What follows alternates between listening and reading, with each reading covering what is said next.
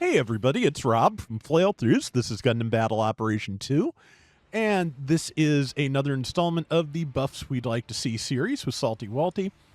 Today we are starting with the Hazel Custom. This was the first of the Hazel series suits added to the game. 500 cost, general. Has the Hazel beam rifle, which is basically kind of a snub-nosed version of the Mark II rifle. You can either fire it individually for stunning shots, or you can charge it for higher damage and piercing. Has a bullpup machine gun for a sub-weapon. It has a fairly standard set of melee attacks, and has the shield booster skill, which you have increased mobility while boosting if your shield is intact. But, you know, it's at this point, it's an older suit, and again, first of its type, so it could probably use some touch-ups. What do you think, Salty? So the Hazel, Advanced Hazel is pretty fun. Really good-looking general. One of the problems it has is the lack of weapons. It only has the main weapon. It doesn't even have Vulcans. So its main weapons are the Gundam Mark II's bazooka, both the standard explosion one and the fragmentation shell. And it's, as Rob is using, he's using the beam rifle, which is okay. It doesn't have the highest power, but on charge, it does pretty tremendous damage. It's pretty nice. So changes I would like to see is an additional, and this can be made different ways, right? I would like to, I'm a very tanky build, Rob. Don't worry about your damage. I'm an absolute brick wall here. Also, when we do these, Salty tends to run the higher level of suits, and I'm running the level 1 with no gear, so that is going to make up a lot of the difference right there. So, lore-wise, this thing can equip the long-bladed sniper rifle that you would see on the Ausla, I think its name is. This unit could also use it, though it does change out the visor. I don't see why this unit can't, and that's the only change that would happen to the suit when it's equipped with that gun is the visor changes out, but I'm fine with it not doing it in this game for an additional weapon. I would like to see, so in, what's that game called? You were playing it, G-Generation Genesis. Yeah. They gave this unit, the Advanced Hazel, the same grenade launchers that the raid one has. Or I guess the support one with the multi-beam shooting shield. It's in that game. It has access to those. Besides that, I would like to see a higher stun rate on the machine gun, which. Oh, this is awful. Yeah. Why did that take 24 shots? Oh my god. I only missed one, but like, come on. It does have 60 rounds in the mag for the full pup, but it's really slow, like insanely slow. Its melee power, it's pretty fine. I quite like it, though I wouldn't mind it getting. This is based off the Jim. Oh no, the Jim Quell only had one saber, didn't it? Yeah. Well, yeah, I guess it could only use the one saber then. Yeah. It does have enhanced tackle, so you get enhanced tackle level 4 or 5, so you get a lot of extra damage and range on that at least. Oh, we were talking about this before we started. This suits part education, like where your slots are, is really, really weird. And it's kind of shoehorning you into building mainly just thrust builds or higher ballistic and beam defense. And you kind of like, you can't put a melee defense build on this kit all that well until higher levels. Like, I'm the 650 variant, and both ballistic and beam are maxed out, but I'm still like 10 to 15 points short of maxed out melee defense because I just don't have enough slots for the midsection. I would like them to change up the way these slots are. A lot of suits actually kind of need that if you think about it. Aerial melee would look really good on this suit, as it does not have it. Because this, even in lore, I mean, this thing is going in. It goes in, it hack and slashes, it does everything. But that's what the suit was made for, technically. So, Yeah. what about you? What do you think? I would like to see the shield boost skill gives it more boost efficiency, but I feel like it could use more thrust in general. I mean, for a 500, it has decent thruster capacity, but just I do like to do a fair amount of aerial maneuvering, and that can be kind of difficult with this amount of boost at this level. Granted, again, no parts, I could expand on that, but yeah, at the expense of either melee damage or defense. I feel like, yeah, an additional weapon would be good. I think I'm almost certain that those yellow parts on the shoulders are supposed to be missiles or grenades. Oh wow, I'd never actually seen anybody scope in with the bazooka before. Looks good. Too bad I don't get to see it. Well, you will in about a week. That's fair. But yeah, yeah, I feel like just at this point a little bit more, just a little bit more boost, maybe a little bit more ranged power, and yeah, like an additional sub weapon at this point would probably be good. Also, yeah, the bullpup could probably use some help. It's not. Did they buff that for everything else at some point after, the general use bullpup after this was released? I think so. Yeah, just because, as a sub-weapon, as something meant to take the place of Vulcans to a certain degree, I get why it's not, like, super powerful or fast stunning, but also just, this is supposed to be, like, an evolutionary step towards the Gundam Mark II, and the Vulcans on that, of course, are killers. So, and they just I'm shooting this got with buffed. I'm shooting that HML with the bullpup, and I'm only doing 240 damage at and I'm 650 or 229. I'm sorry, that's awful. 192 for me. Yeah. So yeah, that could definitely use a buff. I just feel like, yeah, like one extra weapon and just a little bit more in terms of boost capacity. Maybe, up the level of the shield booster's skill to give it a little bit more speed or boost efficiency when the shield is active might be good.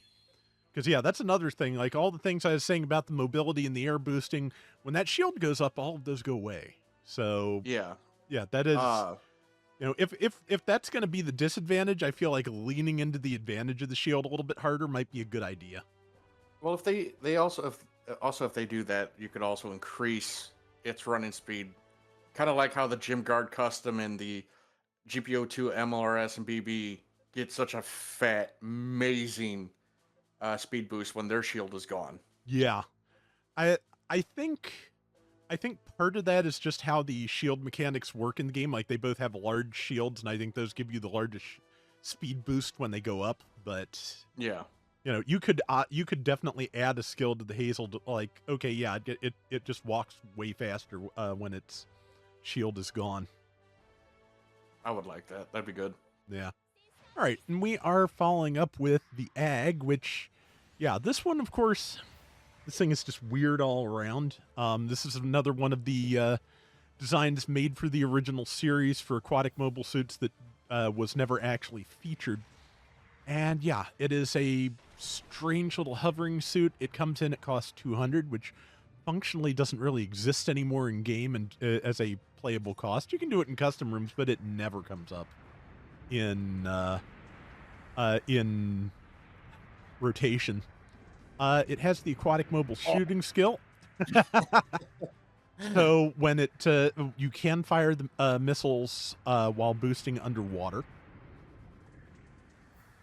He said only the main missiles, however. The other missiles, you cannot do that. Yep. It does have one of the. It has, I'm pretty sure, like the lowest cost Garobi weapon in the game, which does really good damage very quickly if you can land it. And of course, means you're standing still. So if you don't land it, you're in trouble.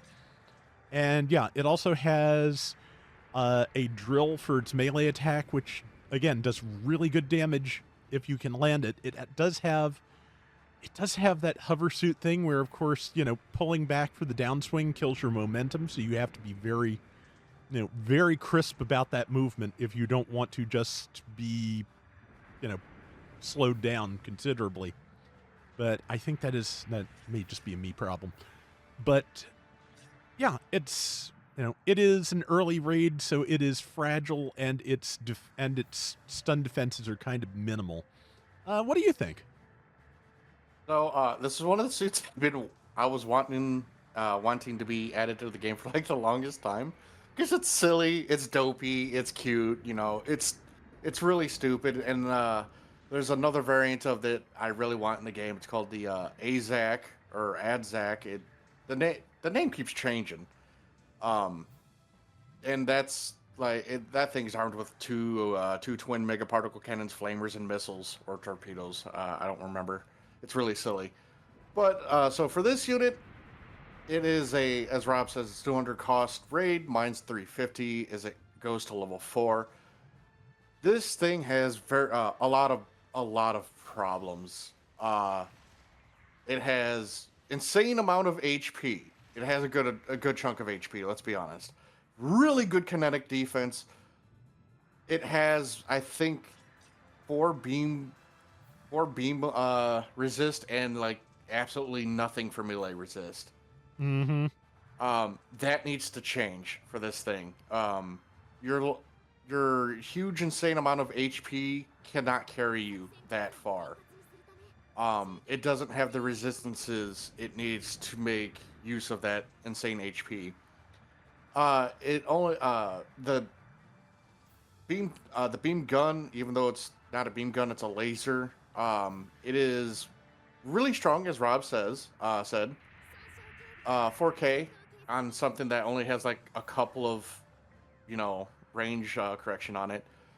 The main missile tube is kind of dookie. It does not stun very quick, and the rounds are very, very slow. Do you not get stunned? Oh my god. The main weapon does not stun. I forgot that. Wow. Okay. I know the missile pod on the head does, but I can't remember. So in 2 missiles you get a stun. So you got to be very conservative with your top missiles. Your main missiles are just there for DPS, it seems. That has to be changed. This thing only has maneuver armor level 1, which is pretty standard for 200 cost, but as the levels go up, I would like to see it get better maneuver armor. It does have it doesn't have damage control. What's the one that allows you to resist stun while you're meleeing? I forget. I think it used to be translated as attack pose control, but I think they've changed the wording. Well, it does have that skill, and I feel like, say, every 2 levels, that level should level up. Yeah. Because this thing, it can do so much damage if it gets in. That's the problem with a lot of early raids. The problem is getting in. That's the rub. So, like, as Rob said, this thing's melee is bonkers. You could do a combo on me if you want. Yeah. Yeah. And that was not including the downswing, which, of course, like most downswings, does more damage than that. Yeah, and the downswing would this thing has no problem outright killing anything it can get its hands on, if it can get in. That's the problem. It's really slow. It's not as fast as you think it would be, considering how big these thrusters are on it. I definitely would like to see a speed boost in both speed, one boosting and hovering. It should hover relatively quick. It's not that heavy. Yeah. Considering it's technically a mining suit and not an actual combat unit. This is a retrofit, by the way, Ag. This is a retrofit. It's not supposed to have missile launchers. It's 2 drills and some saws, and that's it. Yeah. So, I would definitely like to see the beam gun. I don't think has a very long cooldown. No, it doesn't. So that's a good weapon to keep, except for the range could be upped, and the stickiness after you're done firing it should be gotten rid of. What about you, Rob? What do you think? I think you're right on with most of this, because yeah, just it's something with just I brought us back above water, because yeah, the way water compatibility works these days is that you do get a speed boost underwater, and I just wanted to give a more accurate look at how fast it's usually going to be going, which is not very fast at all. But yeah, it just a little bit more in terms of stun resistance would be good, and yeah, just more defense at this point would be nice. But yeah, they've lowered the, like, how do they usually phrase it, like, rigidity after firing for a lot of the Garobi type weapons and other, like, stop to fire weapons, and that, just if you miss with that laser drill, you are dead. Just you will get countered into the ground. It is just, it's a great weapon if it works, and if it doesn't, yeah, just. But it's I always like this thing, but yeah, it's very hard to use, and I feel like there's definitely ways you could fix that at this point. If they were to keep the sub-weapon missile pod as being the only thing that has stun value, I would say that is something that needs to be able to be fired while boosting, at least underwater, if not in general. Yeah. Like, I get that they wanted to show off the aquatic mobile shooting skill, but I feel like they're just, yeah, not being able to fire either of your missiles while boosting above water. Oh, poor dude. Yeah, just back to the main missile launcher. I'll build off what you're saying. It should either stay the same and have it fire, like, the missiles. The both range weapons should fire way insanely quicker. Like, travel distance wise, it should zoom. Not, and they scatter way too much. If you didn't notice that, they scatter insanely hard, which is crazy. Oh yeah, they should pull in those missiles. It doesn't make any sense they scatter as much as they do at all. Yeah, it really doesn't. But yeah, again, it's one of those older suits that just definitely plays like it's from an older version of the game, because it is. But they did I'm pretty sure the level 3 and 4 just got added within the last 6 months, so it is a good time to be looking at an overhaul of this. So yeah, those are our thoughts on the Hazel Custom and the Ag. Feel free to add your own in the comments, as always. And that is going to do it for today's Gundam Battle Operation 2. We will be back soon with more. Till next time, everybody take care and have fun. Later!